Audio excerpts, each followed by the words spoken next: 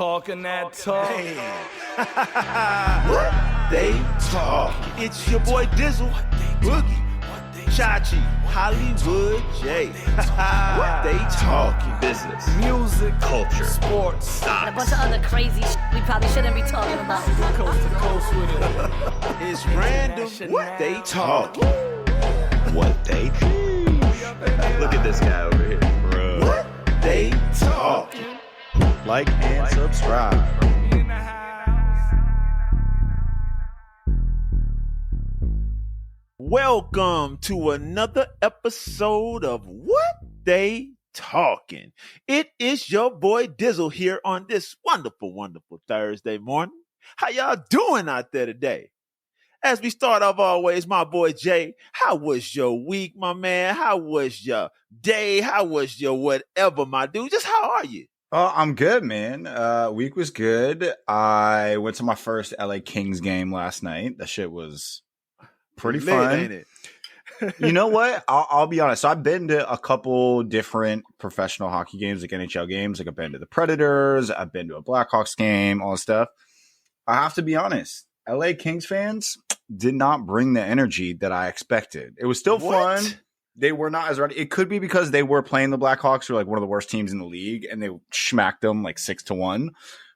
Yeah. But you would think that there would have been like more rowdy hockey fans, like getting the chants going, like as one would expect.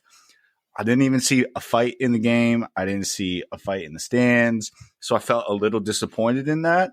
So LA people, you need to bring the energy next time a little bit more. That hurts, man. I know That it hurt. man. It hurt. I It love was 'em.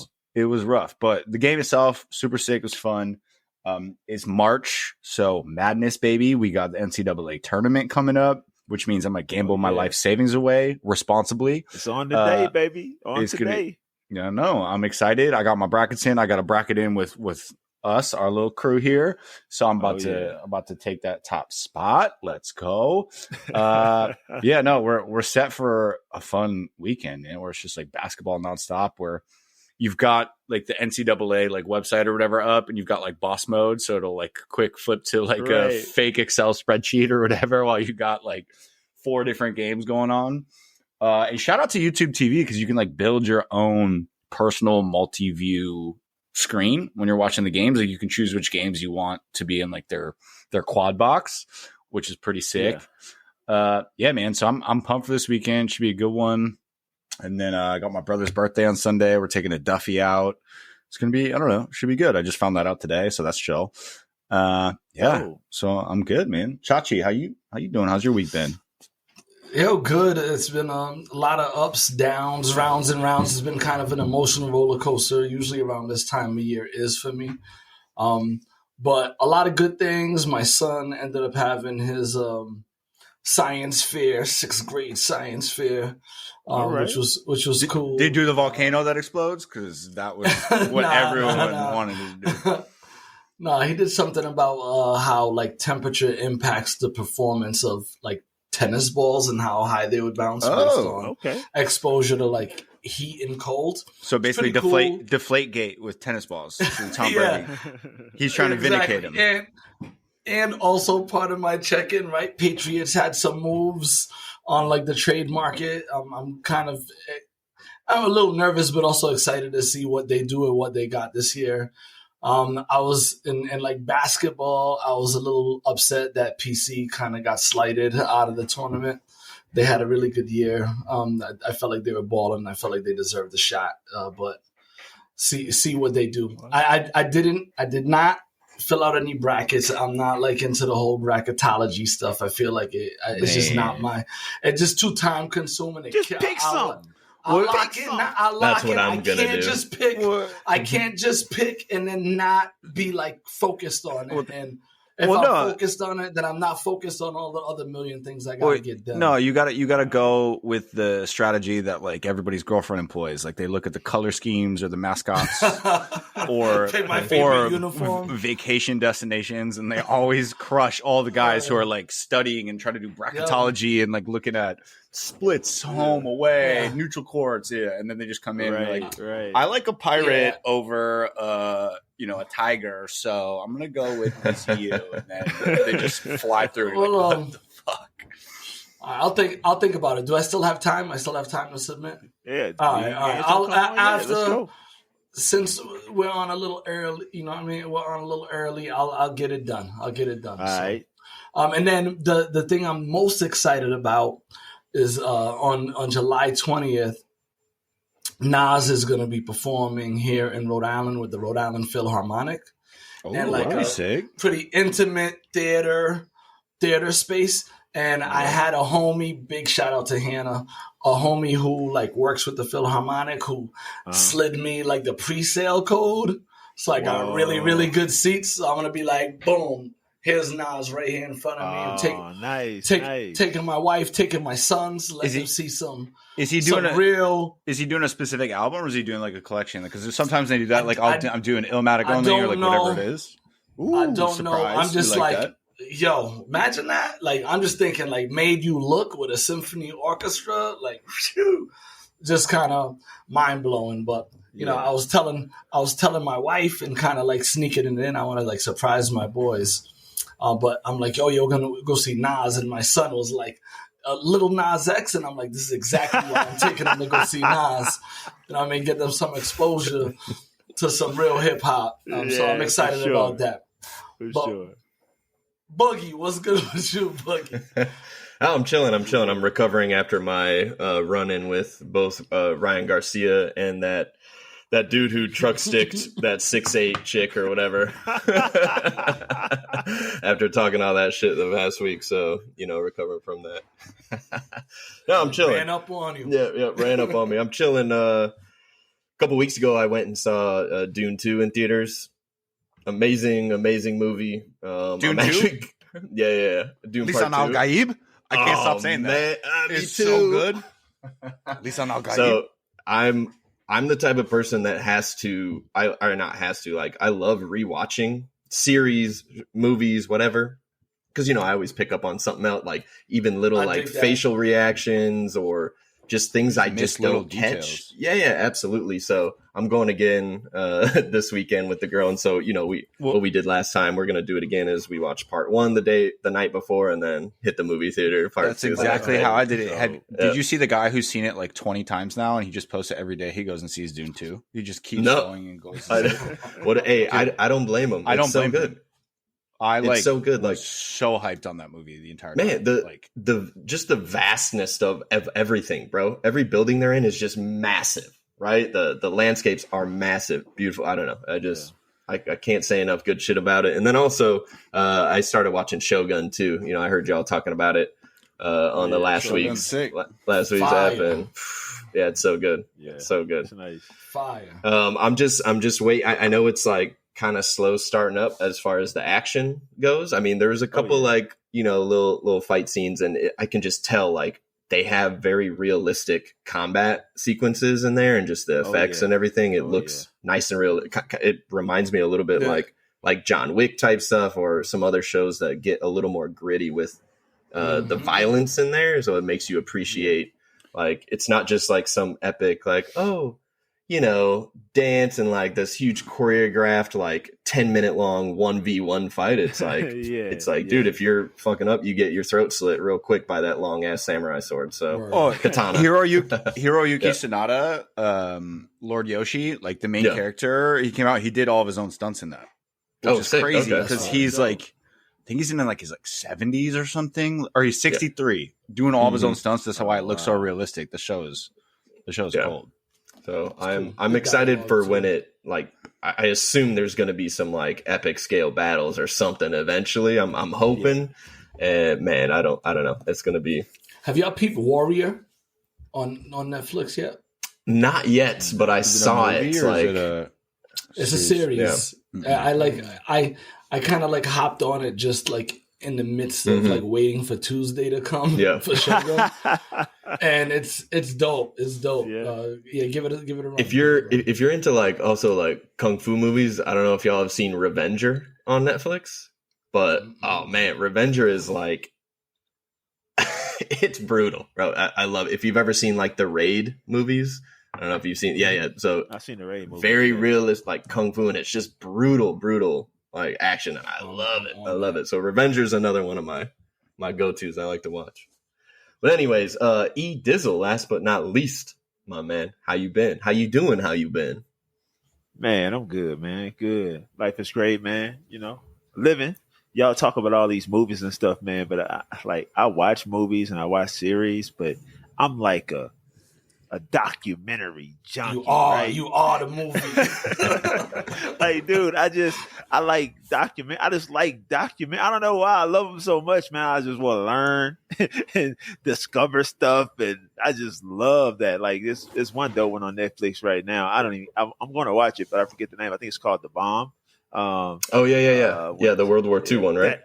The World War II one. Oh man, I can't wait to watch it, and it's going to bring it back to current days, to how it's affecting us. Like, watching it. Bro, what's crazy is as I get older, I'm turning into more of a dad. Like, I'm becoming such more intensely interested in history and becoming like a history buff. Like, remember, like when you were growing up, like your folks would be watching like World War II movies and documentaries and all this other stuff. And I'm like, this shit's so boring. Now I'm like, what's the next one? Like, let me get that. It's just so funny that how it adapts in your eyes. Like those insurance commercials like stop you from becoming your parents. Like, I'm definitely fully. I was definitely watching those growing up, though. I loved all the war movies, World War II, like all that type of stuff. That's why I joined the army. Movie is 1917, bro. That was my that was favorite sick. movie. That was the one shot one, right? Like they did like it all like one shot. Oh my god, so sick, man. But like that's me. I'm just that dude. And plus, I mean, you know me, so I wanted to be an archaeologist, but I was too tall, so I wanted. Yeah, you can't be fitting them crevices.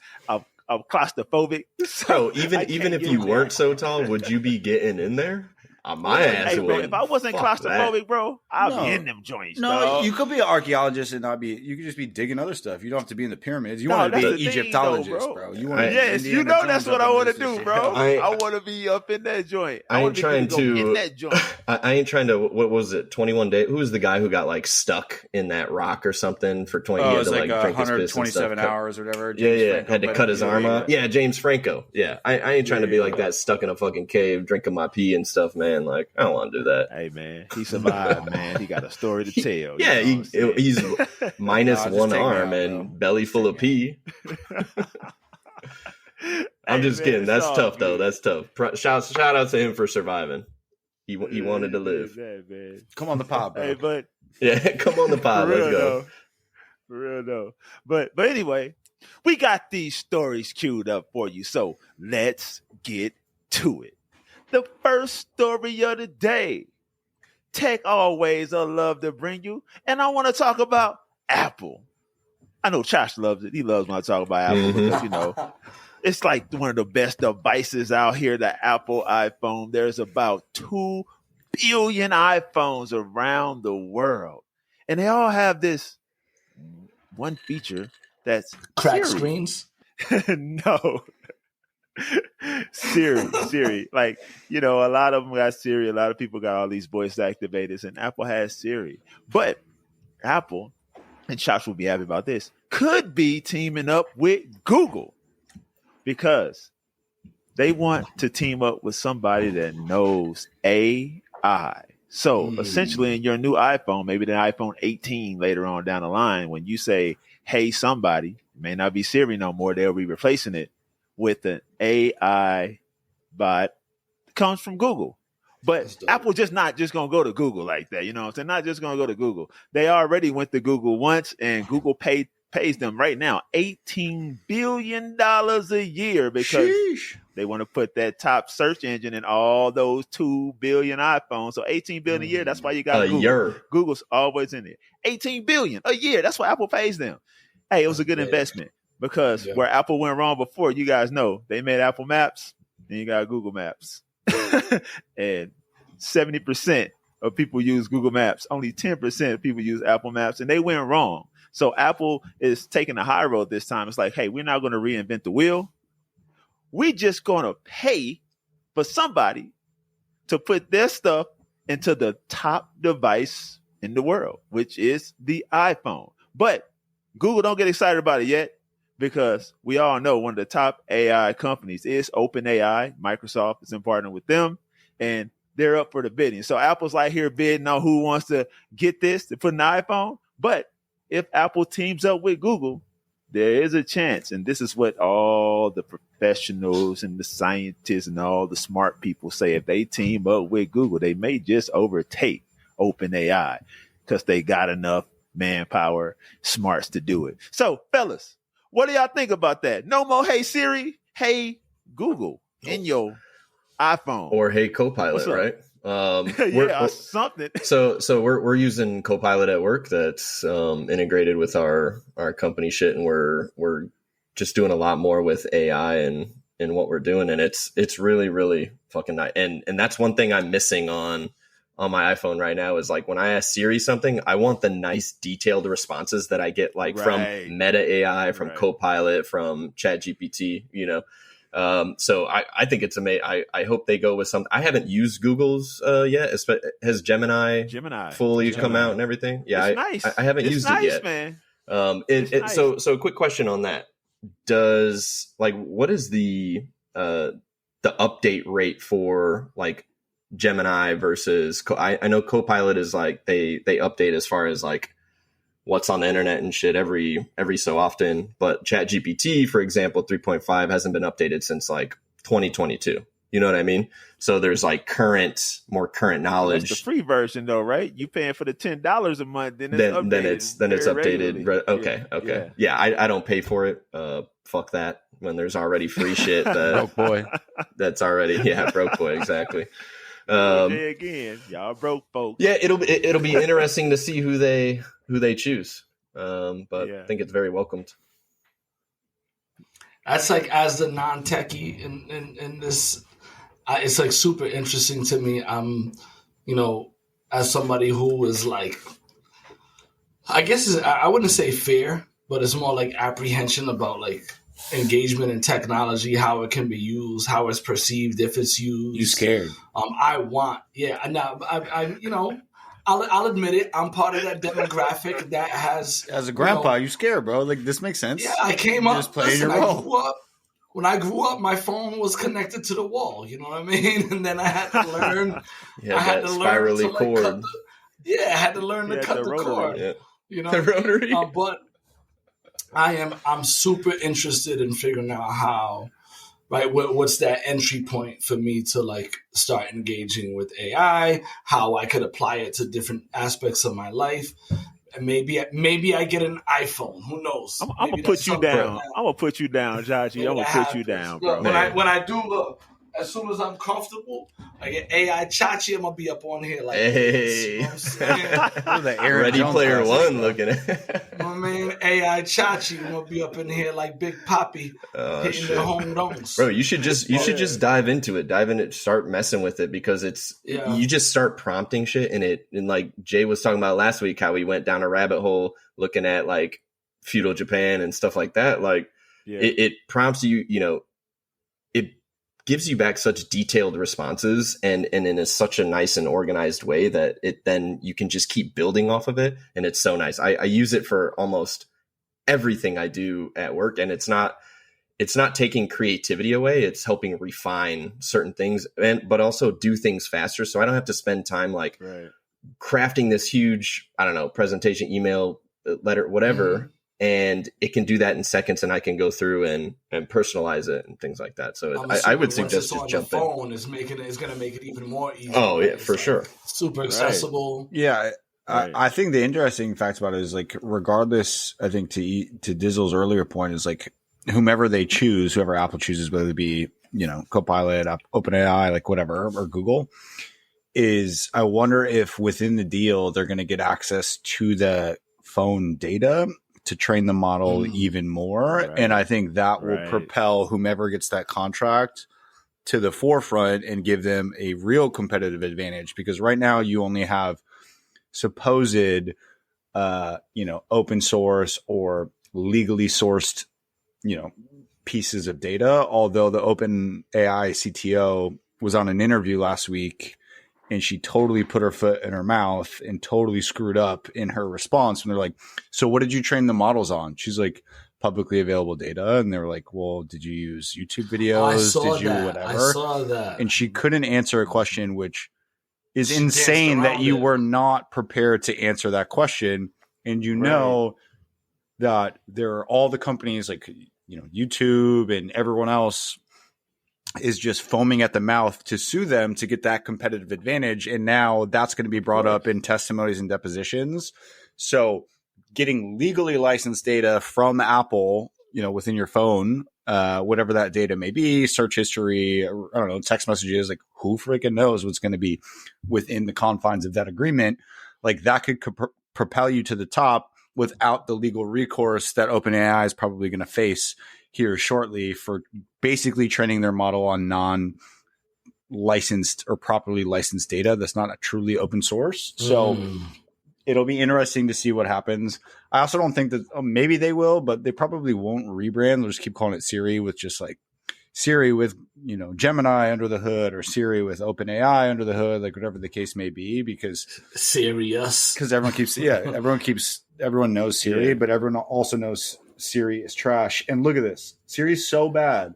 My iPhone is just because I said Siri, it's going crazy and it's so irritating. But it's so bad. Now I have a couple of questions, right? Does this potentially threaten, because like Google obviously has like the Google phone, right? And then you got the Android products.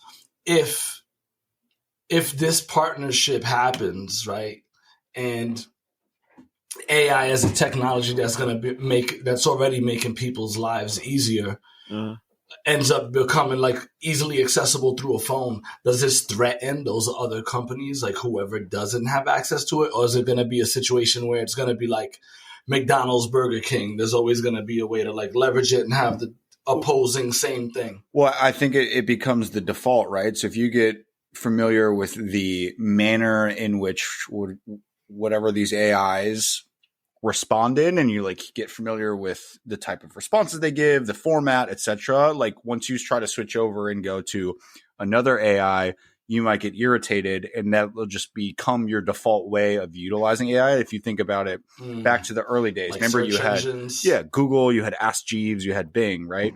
Everyone jumped on the Google bandwagon. If you use Ask Jeeves or Bing, you're like, this shit sucks. Like I don't like the UI, I don't like the way things are formatted, like all that stuff, right. And you just kind of have like this gravitational pull to use those outside of the phone ecosystem because you're so used to how to interact with it, the types of responses that you get, etc. So it could really propel whatever company gets this to be like the default person. So for like for the rookies like me that want to get prepared for this move, what's like the easily accessible space to like start diving into AI? You is it Chat GPT? Is it? You could just go to the browser, Chat GPT, man. Just start or Gemini, either one. Like you can just start typing in it. They have free versions that, like to Dizzle's earlier point, like the free version of Chat GPT only gives answers on the internet up to like 2022. I think Gemini has current internet, even if it's free, but you're limited to like the number of times you can use it or something like that. I could be wrong on that, but you can look into all that stuff. But I think don't fight it, get comfortable with it. Like that's what, people who fought the internet or like people who type like this on the computer, they fought it and they still have to use the computer every day. Like just ingratiate yourself with it. Don't be scared of it, because then you can also understand how to use it properly and protect yourself in other situations. So that's just mine. For sure. My thoughts. I mean, at the end of the day, fellas, like we all know, Josh, I'm sorry, but we all know Apple, our data with Apple, it's an Apple. Even if you kill somebody, they ain't giving it up. You know what I'm saying? It's going to be an Apple. You got to hack that thing. But whoever Apple decides they're going to go with and use this AI, they're going to be married to them. They're going to be married to them because Apple's like a cult. Everything stays within Apple. They may use your data within Apple, but it's there. It ain't going out somewhere else. You know what I'm saying? So they're going to be married to the game, whoever it is. So here we are. Apple, who you going to choose? OpenAI, Google. You want that Gemini? You want that Copilot? Hey, I actually like Google's Duet when I do work and stuff. You know what I'm saying? All the, Excel docs. I use it all the time. And presentations. I love Duet. It's like the shiznit. So I'm just saying. Hey, Google, you got the leg up, man. You already spent $18 billion. Why not drop another? You know what I'm saying? But anyway, that is my story. So, Jay, Mr. Hollywood Jay, what you got for us today? Speaking of dropping Boeing planes have been just dropping shit out the sky as of recently, right? You got landing gear, you got doors flying off, all that stuff. Well, actually, time out. Before I get there, quick callback to last week's episode. Kate Middleton has been seen out in public, supposedly now, with video from TMZ. I saw that. She was at like a flower shop or something. They got a video of her walking out. Of course, the conspiracies are still swirling that it was a body double, wasn't her, etc. But just a quick bookend from last week. She has now been seen, so we'll see what happens. I blame us and the well wishes and prayers we sent. Oh yeah. Oh, and what they talking does it again. And the supposed mistress came out and denied all reports. But of course, what else would you expect? But anyways, I digress. Just had to inform the listeners of what's going on. But getting back to Boeing, so I don't know if y'all saw in the news recently, there was a whistleblower by the name of John Barnett, who was like a quality control manager at various plants within Boeing. And basically, he filed whistleblower complaints saying, hey, these processes suck. They're not abiding by the law. They're taking parts from scrapped planes, slapping them on new planes so they can deliver the planes faster. And basically his whole argument is like the quality of the product has gone down. Like these aircrafts are not safe to fly. So he was filing a lawsuit against them for defamation, pain and suffering, everything else. So as this lawsuit has progressed, he stands, if it goes to court and he wins, to make a lot of money, right? And of course he stands to right the wrongs within the company and make sure people are flying on safe aircrafts. So he started his deposition with the Boeing attorneys and his attorneys. He had his first round of deposition on March 8th. So for those who don't know what a deposition is, I've been through them before. You basically sit down, it's taped. The lawyers from the other party get to ask you a bunch of questions. You are technically under oath, so you can commit perjury, etc. So he had gone through his first round on March 8th and had anticipated that all of the questions would be done on March 8th. So he planned to drive back to his home, which was a few hours away. At the end of that deposition session, the Boeing folks were like, we want you to come back for another day. According to his lawyers, he was jazzed to come back because he was just like, screw it. Like, I know I'm supposed to go home, but like, I just want to get this over with. And in the deposition, Boeing's attorneys were like, how are you recalling all of these dates, times, incidents without perfectly without referencing notes? And he's like, because I lived them and because I've reported these time and time again. So anyways, his lawyer said he appeared to be in good spirits. He's like, screw it. Like, I'll come back another day. Like, I'm jazzed. Like, this is going really well. His attorneys said that he's probably the best witness that they've ever had or ever seen just because of his recall and all those things. Mm-hmm. So fast forward from Friday, March 8th to Saturday, March 9th, there was a big, rainstorm. So his lawyers called him at the Holiday Inn that he was staying at. No answer on his phone. They basically fast forward. They call the hotel like, hey, can you do like a wellness check on this room number? Make sure he's there. Wasn't there. Hotel comes back. They go, hey, his truck is still in the parking lot. Like, appeared to be in good spirits the night before. And they go up to his truck and he apparently killed himself. Suicide. Trigger warning. Sorry. With a self-inflicted gunshot wound.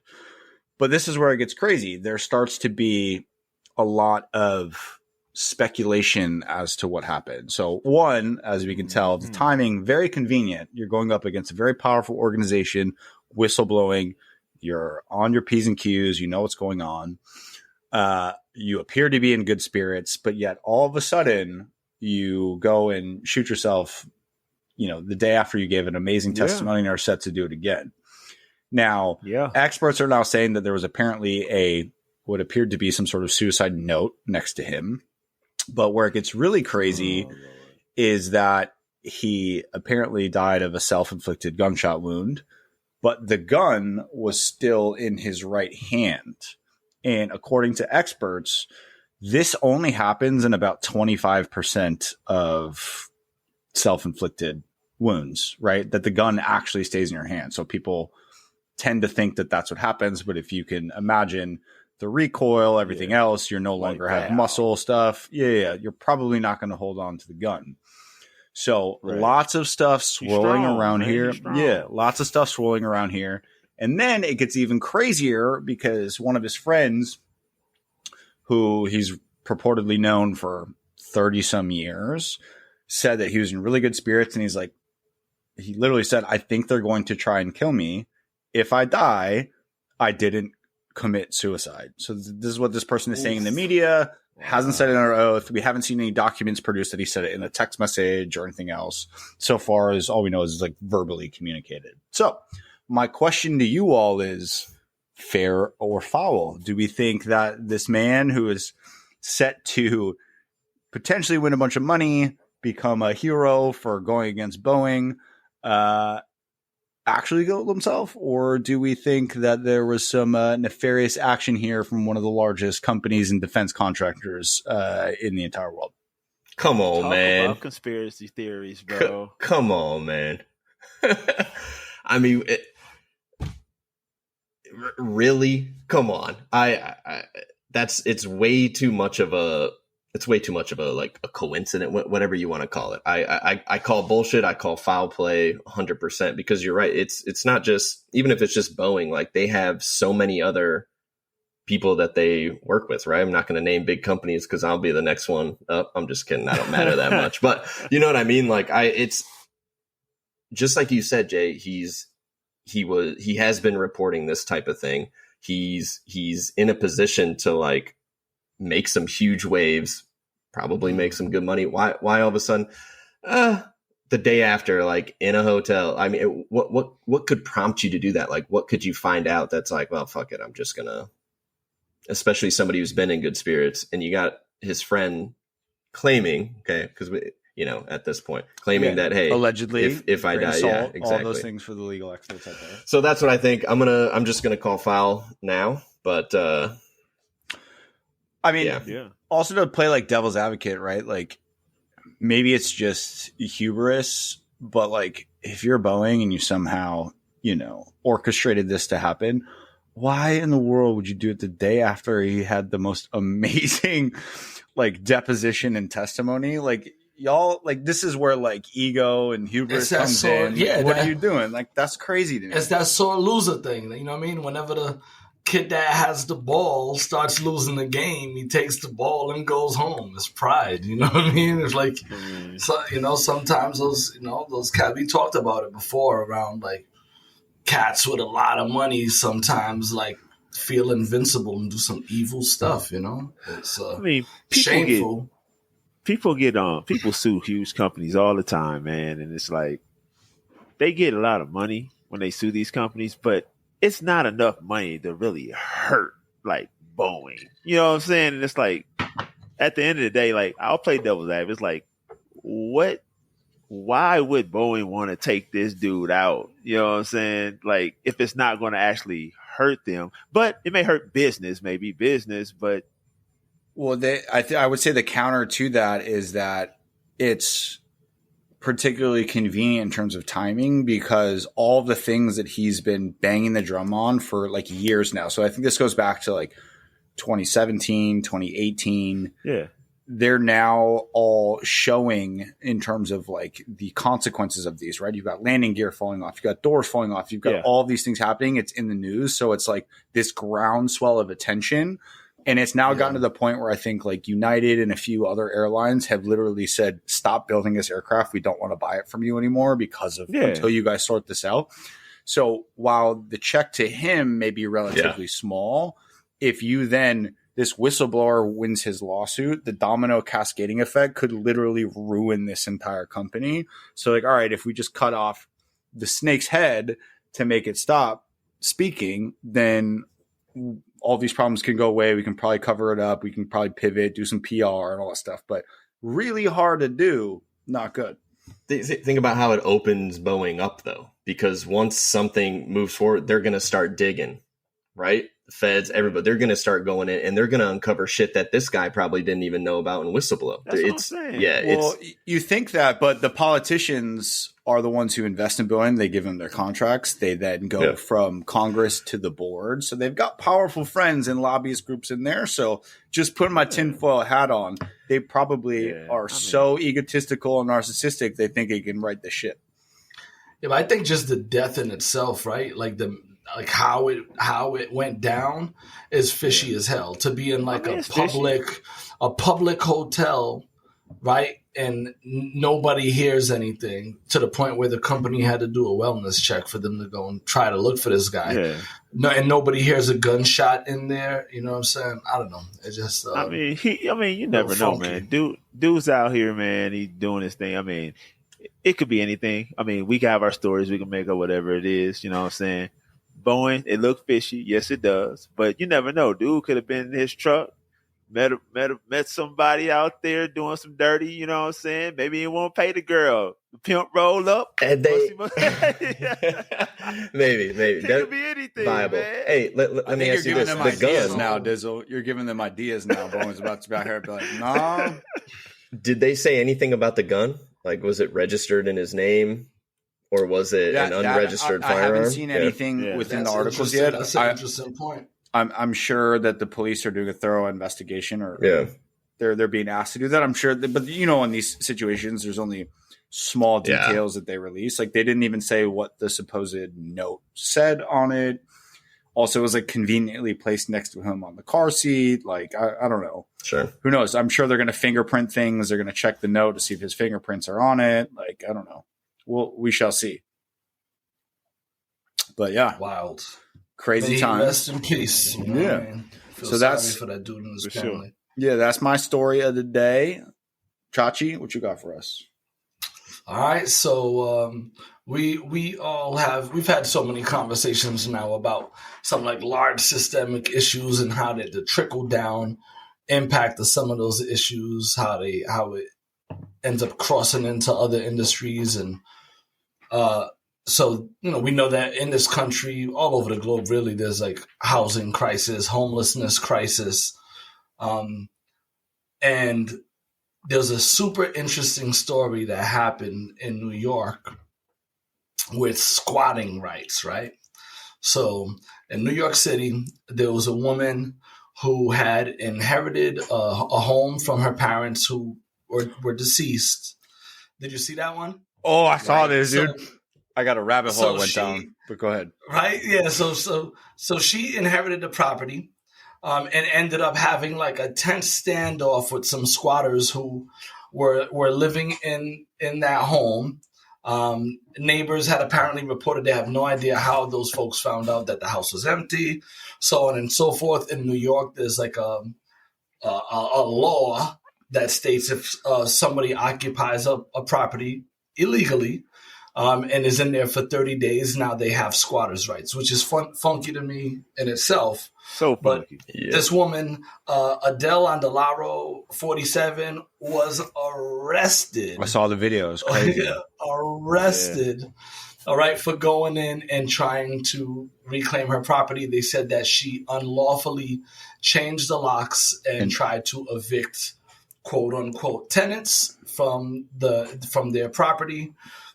Just the concept of,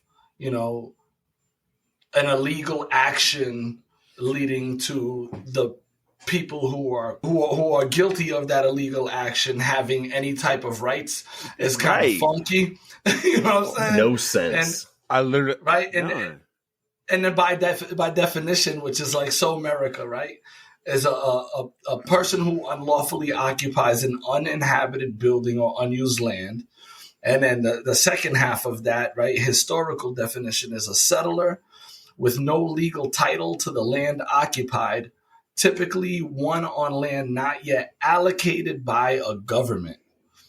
So as we think back, right, with the way property has been seized on this land that we all occupy, it just makes me think, like, why are these rules, laws even in place? It's kind of funky. I feel bad for the woman who owns the property. She's in a long fight, and sometimes these things could take years, Man, Yeah. years to settle. So Yeah, so I went on a deep rabbit hole, ironically, on this today, and I found this gentleman by the name of Flash Sheldon. He calls himself the Squatter Hunter. So he got his start because his mom, when his dad passed, had squatters move into her house that they were trying to sell. So he devised a way to get them out legally. So basically what he did is he flipped the script. He got a legal lease from the property owner, in this case, his mother, and he just moved in and squatted with them. And he put security cameras, ring cameras up in every room except the bedroom or the bathroom, because you're not allowed to put cameras in those, and documented everything, was live streaming it, and was like, all right, if you want to like ruin your reputation, you're on a reality show now. Like, these are your options. Like, I have a legal right. So then they have to go to court to get him evicted. Right. So it flips it from the homeowner's responsibility to the squatter's responsibility to then get him out. And they eventually give up because they're like, I don't want to go through this, because one, they don't have any actual paperwork that shows that they should be living there. And so he flipped the script on it now. So now you can check out his YouTube channel. I think it's called Outside the Box. I was watching a bunch of different videos of his where he gets squatters out in a couple of days. Like, he's now offering his services to people. He goes in, he doesn't commit any harm. He doesn't intimidate them. He just says, I have a legal lease. Like, he gets him to open the door. He shows the paper where he goes, and he just moves in. He just hangs out, and he does like little nuisances. And it's the funniest thing. But he's gotten like squatters out within days, because they don't want their stuff everywhere, because once they're known publicly as a squatter, they're not going to be able to actually rent their own property. Like, when they actually want to do it the proper way, people are going to know they're squatters, etc. And his biggest guidance is like, we need better laws. He's like, the original intent of the squatter laws was for like commercial properties and not necessarily for residential. So he's like, we need to have a clear distinction between squatters and actual tenants, because right now everything goes to a civil matter. And when you try to get a squatter in, obviously the civil process is so backed up that you typically can't get a response or get things moving within that 30-day window of time. So then they're able to essentially claim that property and like use it for their own. So I don't know, pretty interesting, pretty messed up system that we have. Obviously things need to be changed. I've now seen on TikTok that there's like, undocumented individuals who are coming across the border, and now they're telling all their friends like, yo, there's a law in America where you can just move into a house that's unoccupied. If you're there for more than 30 days, like, they got to take time. Or a lot of these scammers will do it and be like, all right, well, fine. After the 30 days, like, you want to get me out? All you have to do is pay me X amount of dollars and I'll leave. And so they're like basically blackmailing people and strong arming them. But very interesting. Well, that is interesting, man. Hats off to that dude for not, being violent and shit, because I would have walked up in there with Lucille for all the Walking Dead fans, and gave him a couple options. So hats off to that dude for being civil.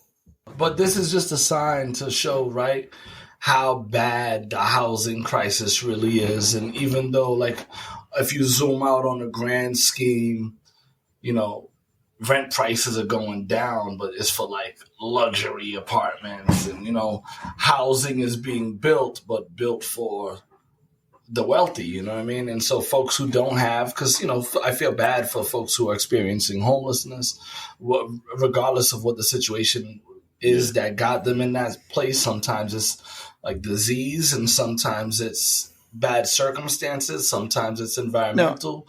No. I'm just saying, based on what I know. I do feel bad for certain instances, but at the same time, the policies are in place that make situations like this happen. You know what I mean? And I think you are so well intentioned in an argument, and I think that argument has been co-opted. There's always bad people who do bad shit, and they hide under the guise of I'm underprivileged, etc. When in reality they're not. They're just scumbags, and they're taking advantage of a situation, and they don't want to play by the same rules as everyone else. Like, we all collectively can say people in those very specific situations, we feel awful for them, and there needs to be resources and things like that to help them out. But these people prey on our naivete and our compassion, and they have people making this argument on their behalf. And I think it's just BS. I think these people are just scummy. Agreed. I don't think they're in a bad situation. I think there's other ways around it. And I think we put this blanket. I think we put this blanket term over it and act as if it's the majority of people in these bad situations. There's so many people who are underprivileged that do the right thing, and then there's the vast majority. I feel like are people who are just out to scam the system.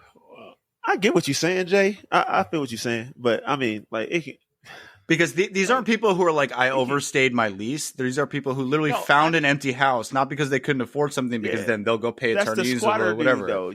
That's what I'm saying. Everything off what you see, the squatter. You saying everything based on what we saw on the squatter dude and all those people, but like you go downtown LA, you see what it is. People, you know families, what I'm saying? Go to Skid Row. Situations. It's mental illness and stuff like that. So I get both sides of it, but they're just on the street. They're not moving to someone's house. They don't have the mental capacity to be able to plan this scheme. It's the people who have the wherewithal to be able to do this. I feel terrible for the people on Skid Row. Like they need help and services, but they're not bothering anybody. They're just hanging out. Think about it. You think about it, man. If you all right, I'm gonna give you a scenario real quick because I see what you're saying, but I'm not gonna sit here and say that some people are homeless. They got sense, ain't squatting because it's like this. It's like it's some people that like take for instance myself. If I lost everything, I've been to jail and I lost everything. I can't get a job at McDonald's and stuff like that. It's cold outside. I see an empty house, man. It's cold. I'm gonna jump in that motherfucking house and I'm gonna get warm. I ain't trying to like run a scheme. It's cold outside. Right, but that's different. You would probably leave if someone came out and be like, yo, you get the fuck out of here. You'd be like, all right, I don't want this trouble. I don't want this hassle. These are people who have the wherewithal to scheme. Is what I'm talking about. They know. In this specific squatting situation. Yeah. I agree with the macro point that housing sucks. It's a broken system. We need to lower rents. We need to do all this other shit. 100% in agreement. I'm talking about in these specific squatting situations. Yeah. These are people taking advantage that have the wherewithal to concoct this scheme. They're mentally like, if you channel this energy, but the laws work in favor.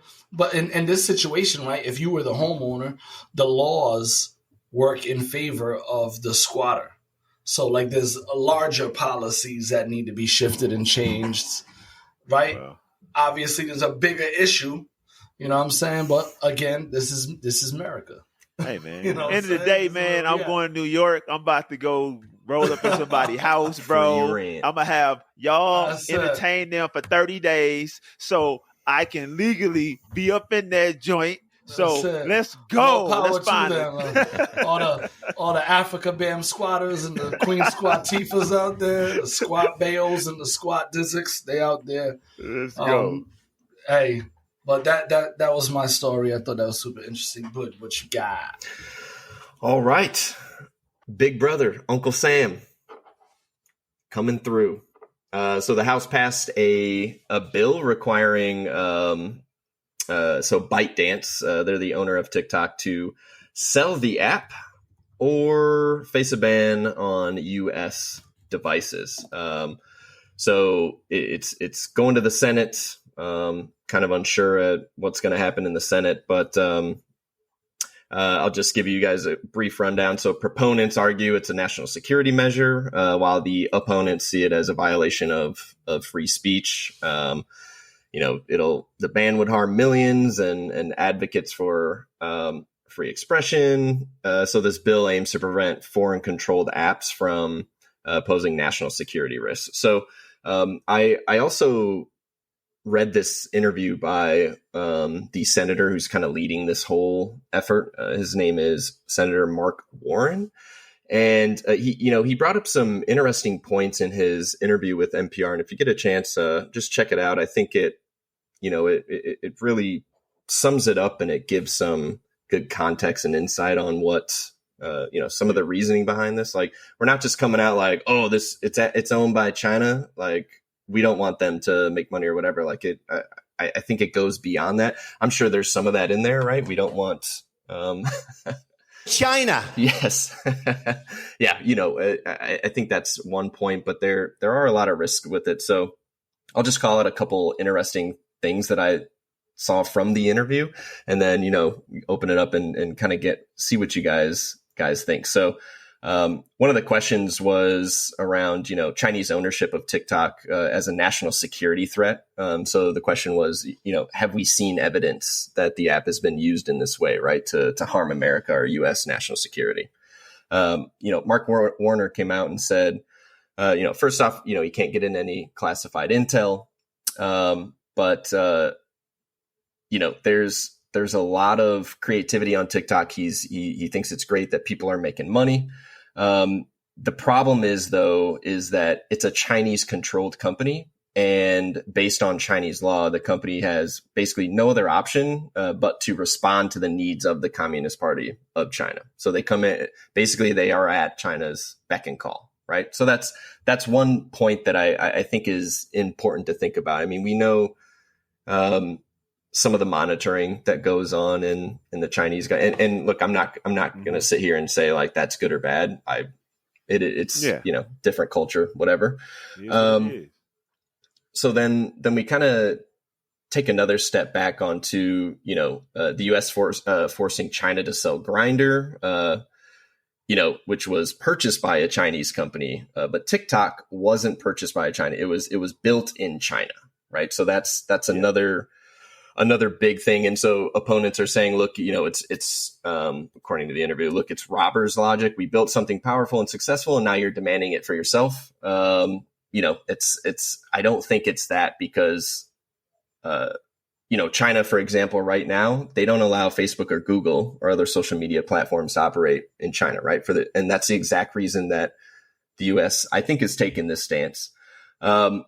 Last very interesting point I wanted to call out was the interviewer, hey, I know you can't reveal classified info, but can you tell us if there is, in fact, intelligence showing that this sort of thing happened regarding to, some of the security threats, things like that? And this was his response. I can tell you this: you don't get 352 votes in the House of Reps unless you've got a convincing case. So obviously there's a lot of details and things that we're seeing here. There's obviously the concern that China can control its algorithm. So we get around to, election times, and they can start pushing things out, or even around like some of the conflicts going on with Russia, with Taiwan and Israel. They can start to manipulate that. Not that Facebook or other American companies haven't done, right? But another one of those concerns. So I know that was long-winded, but very interesting. It'll be interesting to see what happens moving forward. I personally waste hours of my life sometimes just scrolling through, and I can't help it. There's a lot of good shit on TikTok. So such a powerful platform, and it spans across like generations, right? Young people to young folks is arguably probably like the most used platform. And now you have a lot of small business owners, the influencers all navigating the TikTok as like a major means of promotion for their products and services. So I'm sure that a lot of people are like, damn, man, what's up? What happens if TikTok is gone? So I don't know. It's interesting to see how this is going to play out. Yeah, I mean, TikTok, it makes a lot of businesses money. You know what I'm saying? A lot of businesses, a lot of individuals money. But, I mean, I think I looked at some stats the other day, and there's like hundreds of thousands of businesses that get revenue from TikTok because of the viewers and the people that follow them, and how TikTok just actually put their business on the map. I mean, hell, one of the posts that we post on TikTok blew up about money, you know what I'm saying? So it was like, TikTok is a great source, but I understand how the U.S. feels. It's something that was created outside of U.S. It wasn't created here. So we don't know what they doing or how they put together. Like, we don't have access to all their code and what they're doing to all that stuff. So a U.S. company want to buy it. I mean, I think Trump tried to shut it down when he was in office as well, though, right? It's been, there's been an attempt to ban it several times that have failed. I mean, it's, you can't use it on government phones, obviously, but right. Yeah, I don't know. I think my concern is like how the bill is crafted. I think certainly, with any large piece of legislation in Congress, I have, the viewpoint that they're probably slipping some sort of Trojan horse in there, and they will expand far beyond the original intent of it. Sure. I think it's also basically a futile exercise because I don't foresee ByteDance, the parent company, ever wanting to sell off the app. They'd rather just have it banned and force pressure from constituents to try to pressure them to bring it back, because this is one of the ways, whether you want to believe it or not, that they do push propaganda, narratives, etc. It's just a fact of the matter. I'm not saying TikTok isn't awesome. Like, I don't have it on my phone, but I've seen videos. It always makes its way to other platforms, etc. So Right. I don't know. It'll be interesting to see how it plays out. But anytime that you have something that's multiple pages, when you're supposedly just trying to force the sale of a specific app outside of China, my ears perk up and my spidey senses tingling that they're probably going to abuse this later on for things that I do agree with, right? So that's the problem with like censorship broadly. The pendulum always swings. While you're in power, it's great. When you're not in power, the things that you thought were awesome are now subject to scrutiny. So I don't know. It's a difficult situation. Yeah, I think it's interesting because America is such like a global trendsetter, right? Tastemaker across so many industries, right? When things are hot in America, they quickly become hot in other parts of the globe. It'd be interesting to see now that you have a lot of countries that in previous years didn't have access to technology, cell phones, things of that nature, right? Like where my family's from the Cape Verde Islands, so many technological advancements in a short window of time. Everybody has TikTok in Cape Verde. Artists blow up there through social media platforms. It'd be interesting to find out. I know the number would be great if, like, in terms of US-based TikTok users, I'm curious if that impacts TikTok as a business, if it's just like, hey, US is the only country that's not using it, but everybody else in the world is. I don't know. Just I feel you. That's all I got, fellas. Well, fellas, you know what time it is. what time is it? Random story of the day. I think I got a good one for you. So, back in the day, well, maybe for Boogie, they used to, go to school with their little lunch pail, you know what I'm saying? And if you was broke like me, you had school lunch, you know what I'm saying? A little ticket, you gotta get a little coin, little ticket to school. I did lunch, both. man. I did both. Did you say lunch pail? Yeah. I had a lunch pail, but did both. You mean a lunchbox? It's called a lunch pail, it's bro. a lunch It's called a pail. lunch pail. Because mine was like metal. I had metal with a little snap on the front, man. It had Hey, a little color card. transformer joint. Yeah, dude. But man, Lunch well, pail. a lot of people, a lot of kids, not people, a lot of kids love this chip, Cheetos. And they always like the flaming hot Cheetos. Yes, sir. Well, a good old fan of ours sent in a story about flaming hot Cheetos. Apparently, California is looking to ban flaming hot Cheetos from all the schools in California. Now, Mr. Anonymous Fan, I did look into this a little bit, and it's not really the ban of just the Cheetos. I hate to bust your bubble on that one, but it's really because of the artificial dyes that are in it. Red dye, I think it's called red dye number 40. 3. Oh, Yeah. Red dye 3, and brominate vegetable oil. They want to ban those ingredients from all foods that are going inside schools and school lunches, cafeteria foods, and period. They will no longer want to have those things in school. Now, those 2 ingredients go in several things. And on this bill, when they were passing it, well, they didn't pass it, but when they're trying to pass, they found other things. 6 other dyes. Blue dye number 1, blue dye 2, green dye 3, red dye 40, like Boogie said, yellow 5 and yellow 6, and titanium dioxide. Bro, I don't even know what we got all that in them foods for. But hell, them kids like it. Fellas, what you think? Fan, I had to correct you, but thank you for the story. They trying to ban everything from going into schools that have those ingredients. What y'all think about that? I think we put a lot of unnecessary shit in stuff, but I myself have kind of fear-mongered against like, oh, all this shit. But when you look into it, a lot of these things aren't that harmful or toxic unless you're like drinking down gallons of the shit. You know what I mean? Like you gotta like, I mean, how many bags of Flamin' Hots you eating daily, weekly? You know what I mean? Like if you're a Latino, you're eating a lot, bro. They're about to I mean, cafeteria. Don't get me wrong.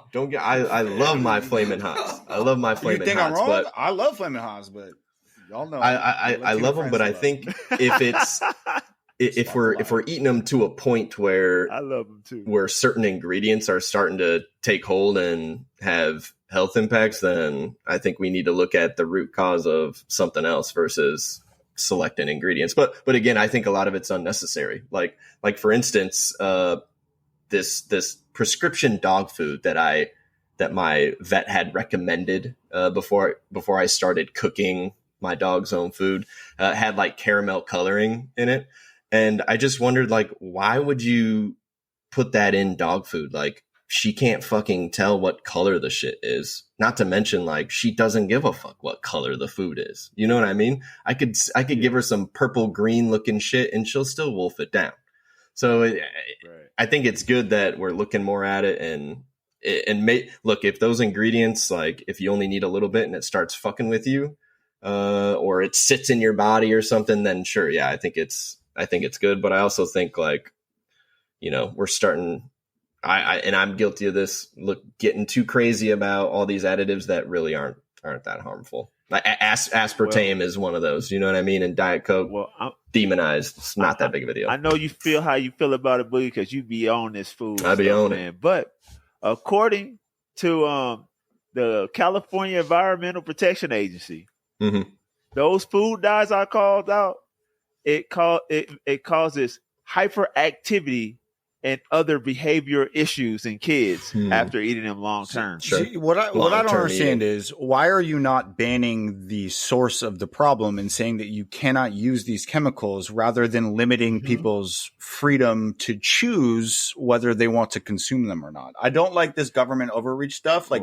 I think you should probably stipulate that you should only have healthy products. And again, defining healthy is difficult, but like in these, if kids want to bring these in, that's their freedom of choice to do so. All right, you can't buy them on property. You can't buy, you know, in some states you can't buy beer, or you can buy alcohol at a liquor store. You have to go to a duty-free store ABC, or whatever. Yeah, ABC, whatever the case may be. Like, I don't know. I'm just not a big fan of anybody telling me, I'm a grown man, but like, or telling if I had children, telling my children what they can and can't do that goes against my narrative. Hey man, but they that's just trying me. to watch the kids, man. They want to keep the kids alive, right? Man. So if you want to keep the kids alive, why not go to these manufacturers and say these are banned in manufacturing? You don't need this. That's just, I feel that. Well, go small first. Go small. But we don't first. really ban. We don't ban much here. You know what I'm saying? Well, in Rhode Island, welcome to California, bro. We ban everything. Yeah, exactly. Well, I'm just saying. I'm trying to ban gas-powered cars. Like, this shit is ridiculous. So, like, certain products that we have access to here in the States, if you look at similar products in other countries, they're made with like way less ingredients, right? If you look at like Quaker oats that are distributed in the United States is different than Quaker oats that are distributed in like England for some reason. We just have more flexibility and freedom. And some of those ingredients end up either increasing flavor, cutting production costs. It's like cutting drugs. You know what I'm saying? Like, they're going to stretch them Quaker oats by cutting it with whatever whatever dyes and aspartame or whatever other ingredients they're going to throw up in there. They ain't got aspartame in oats, man. They ain't got no dyes in oats either. If you look at the Quaker Oats box in America, it says rolled oats. I'm I like telling them you, steel cuts. I'm telling you, but I don't know. I'm kind of anti any product that I'm not a huge fan of. Like the product that if you're going to eat that and it's going to permanently tattoo your fingertip even after 3 washes, you can't get that red out of your fingertip. Hey. Then you better ban garlic. Then you better ban garlic because that shit will stay on your fingers for Garlic stay on you for a long time.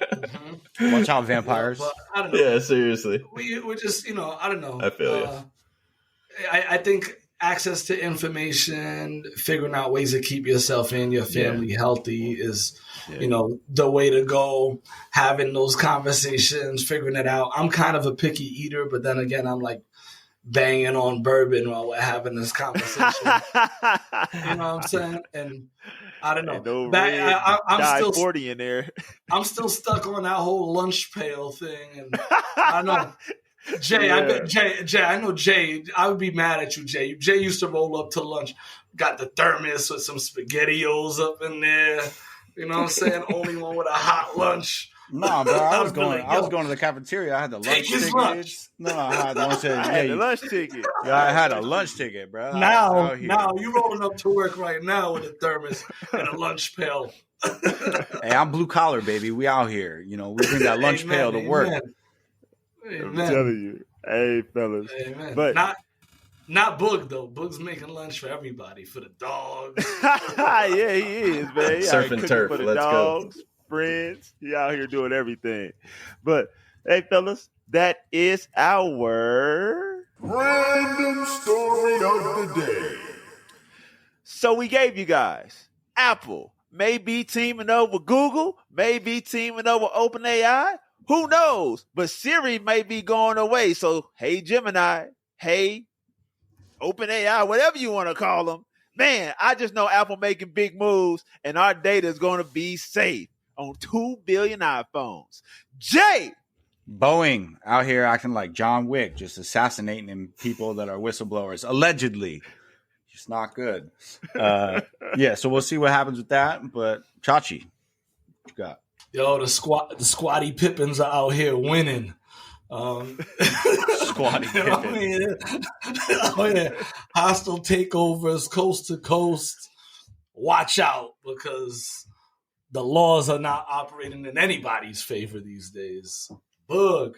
The ban on TikTok, is it going to go through? It's gone to the Senate, so we shall see. Well, I am your boy Dizzle. It's your boy Hollywood. AI Chachi. It's Boogie. I want to thank you all for listening to What They Talking. See you guys again next week. Peace.